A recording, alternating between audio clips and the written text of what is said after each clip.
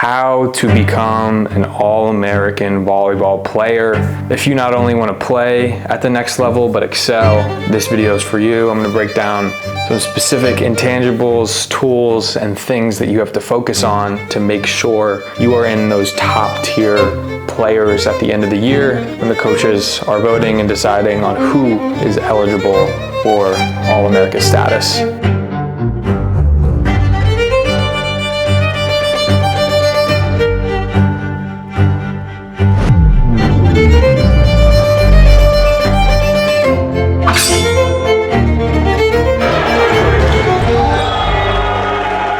I'm an assistant coach at Marymount University, and this past season we had our first All-American honorable mention player in several years, Brady Wiggers. I'll be breaking down a ton of his film this season and some facets of his game that set himself up for an All-American season. Let's get right into it. Brady Wiggers, not only was he an All-American this season, but also a freshman. First-year player for our Saint squad, and it's pretty rare to be an All-American in your first year in collegiate volleyball. That's a testament to Brady's work ethic and the type of season that he had to be able to produce at such a high level that he earned All-American status. But that wasn't all he earned this season. He was Rookie of the Year in the CVC, first team All-CVC, and he made the All-Region team as well. And ultimately, those things led him to honorable mention All-American status. Really exciting to be praised for the season that you had. It reflects well in our program that we're able to develop and bring in players that are at the top of the game, but really it showcases the type of season that Brady had, and we're going to talk about some of those things today.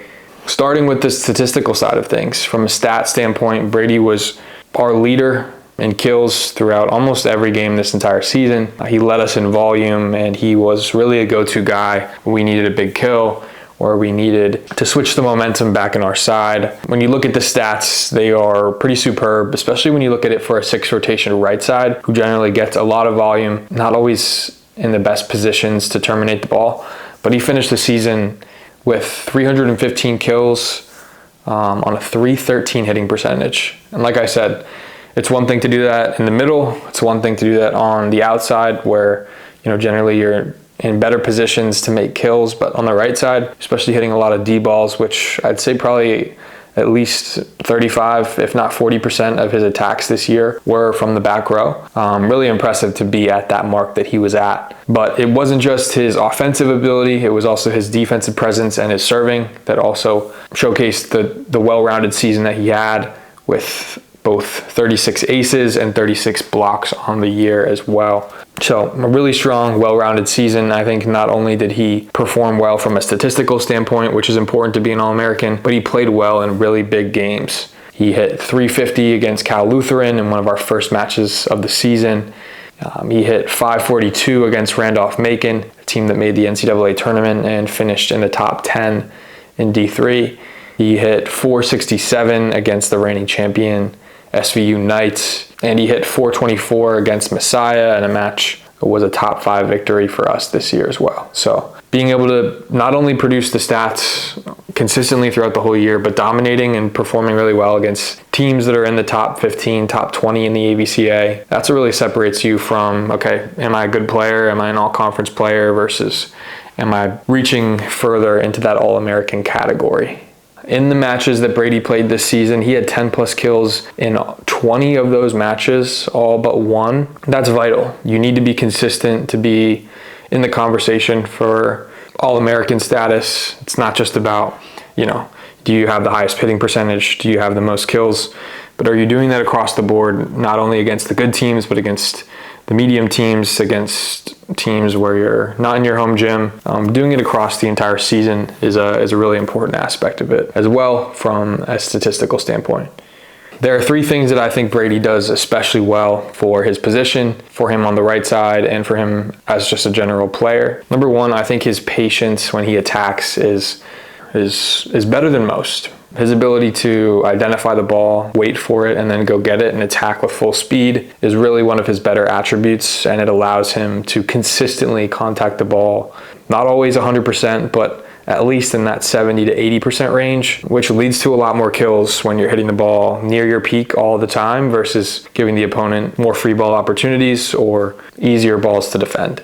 Brady has a really good range from an attacking standpoint. He can hit just about every shot that he wants, and he's generally pretty deceptive about his angle of approach, and then can cut the ball back into the angle or turn that ball back down the line pretty effectively. And from time to time, will just use his power and his arm speed to overpower the block and beat the block as well. And lastly, I think his arm speed and his arm swing is one of the better, higher caliber gears that you'll see in D3. He can rip the ball, and you don't see a lot of good clean digs from him because he's just putting so much power on the ball. And unless you're in perfect position and have a really committed platform to digging that ball, it's really tough for the defense to get behind it and pop it up in a way that they can turn it into transition offense. So those are the three things that he does especially well, I think, more than anyone, and that is what led to a really strong season for him. There are certainly some areas of improvement. By no means did Brady have a perfect season. There's a lot of things that he can do better, he can improve upon. He was honorable mention, so there were,